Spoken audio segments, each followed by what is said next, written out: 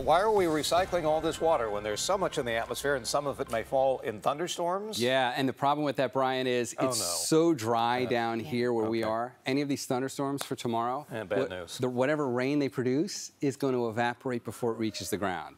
That then puts us into a scenario where we talk about something called dry lightning, which is exactly what it sounds like. You get the lightning that can make it to the ground, but the rain doesn't. And now you've got the conditions to start potential fires. So, fire weather concerns for the Bay Area. This starts tomorrow afternoon and goes really through Monday afternoon. You're going to see the timing on that has been pushed back a little bit later when we look at the red flag warning again for the North Bay Mountains. But this is kind of the snapshot takeaway. It's a 20% chance. It's not terribly likely, but it is possible.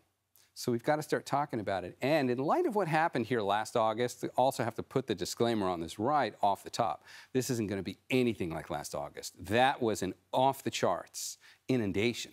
This could be a few random lightning strikes, so it wouldn't be as widespread. But still, considering how dry the landscape is, it's a concern. Any other year, we'd probably barely even be talking about this. But because the landscape is so dry, now we've got a red flag warning.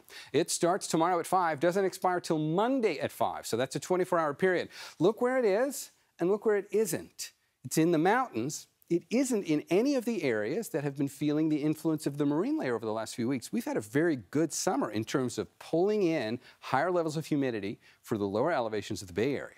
So we're doing okay from a fire threat in the lower elevations. But when you get above like 1,500 feet, 2,000 feet, it is super dry up there. And that's where the red flag warning is in place. How's this coming together? It's coming from the desert southwest. Look at the thunderstorms that have been developing out there. This is typical every summer. That happens out there every summer. That's totally normal. Also, totally normal. Every once in a while, some of those thunderstorms will get pulled our way. Nothing out of the ordinary here. And that's what it'll look like as we get into tomorrow afternoon. Remember, it's not the setup in the atmosphere that's so extreme. It's the dryness of the landscape and our vulnerability to any lightning strikes at this point. That's the problem. Watch this come in 2 pulses.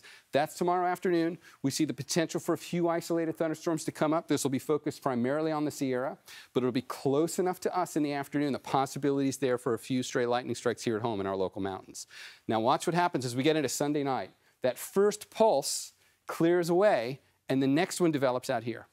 Getting caught up in that flow, that will then spin through Sunday night into Monday morning, and we do it again.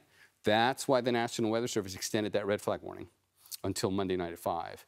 And if we look at it just from a close-up view, there's Thursday. A little bit more resolution on that. Most of the storms will be staying off to our east. Look what's going on weather-wise today. Marine layer coming right in through the Golden Gate, keeping everybody cool near the water. You didn't get any of it in San Jose today. Plenty of sunshine here. Current numbers right now, 93 Livermore, 81 San Jose, upper 60s in the Bay, 80 in Santa Rosa. And as we look at the numbers for morning lows tomorrow, we're going to see temperatures bottom out in the mid-50s. Oakland, that's going to be 52, not 72. It'll be 57 in Concord. And for daytime highs tomorrow, we come back up to pretty much right where we were today, which is low 90s. And we're just going to keep doing that for the next 7 days. San Francisco, Oakland, and San Jose, calling those 3 major communities out specifically. You can see your temperatures going across the screen. And if we split this up into inland East Bay and North Bay valleys, you really see the difference between places like Concord and Livermore in the low 90s and Santa Rosa only going to the mid 80s. And of course, doesn't get warmer than 60 at the beach for the next 7 days.